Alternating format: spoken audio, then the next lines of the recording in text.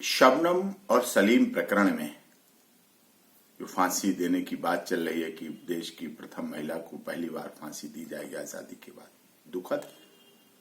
फांसी किसी समस्या का इलाज नहीं है। मैं पहले भी कहा है, अब भी कह रहा हूं। फांसी आप अपराधी को खत्म करने के लिए अपराध को खत्म करना चाहते नहीं, उसकी मनोदशा को खत्म करना चाहते तो उसको सुधार लाइए, उसको रिहेबिलिटेशन लाइए, जेल को सुधार गृह रखिए, फांसी गृह मत बनाइए। अगर आप आंख के बदले आंख लेंगे, जो फांसी का सिद्धांत पे आप जा रहे हैं कि आंख के बदले आंख लेनी है हमें, तो एक दिन ऐसा आएगा सारी दुनिया अंधी हो जाएगी। अगर कांटे के बदले कांटे देंगे तो सड़क पर एक दिन जगह नहीं बचेगी, सारी जगह सड़कें कांटे कांटे वाली हो जाएंगी। और यह अवधारणा भारत में तो अभी चल भी रही है। ये आतंकवादियों के लिए उचित था कि आतंकवादियों को आप कैपिटल पनिशमेंट से पनिश करें, यह आपकी भावना थी, लेकिन आप सभी के लिए जो सिद्धांत बनाया है वो गलत है। दुनिया भर के जब हम वसुधैव कुटुंबकम की बात करते हैं, इंटरनेशनल लॉ की बात करते हैं, तब आप पाते हैं कि 100 से अधिक देशों में फांसी की सजा खत्म हो चुकी है, पूरी तरह से खत्म हो चुकी है।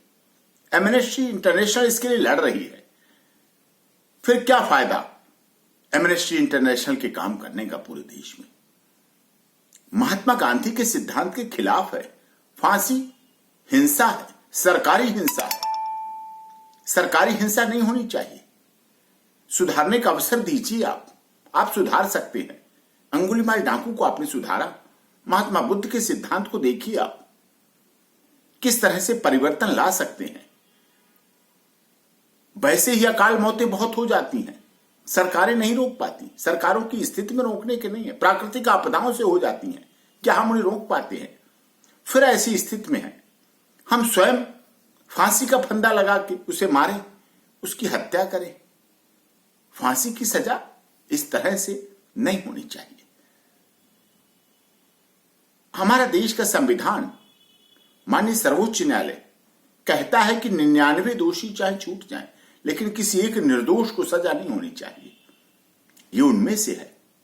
क्या आप सोच सकते हैं एविडेंस, चार्जशीट, फ्रिवोलियस एविडेंस, जिस तरह से चार्जशीट बनती हैं, जिस तरह से एविडेंस कलेक्ट होती हैं, जिस तरह से हमारी जांच एजेंसियां काम करती हैं, जिस तरह से आर्गुमेंट होती है, जिस तरह से कई बार पुअर ट्रायल होते हैं, जिस तरह से एक्यूज की बात नहीं पूरी रखी जाती है कोर्ट में, पूरी चीज नहीं आ पाती, उन सब आधारों पर फांसी की सजा उचित है देश में? नहीं।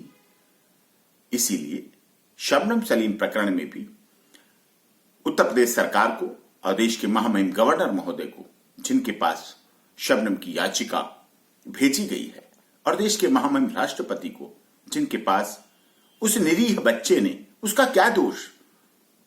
उसका एक सहारा मां भी नहीं होगी तो वो तो बेसहारा है।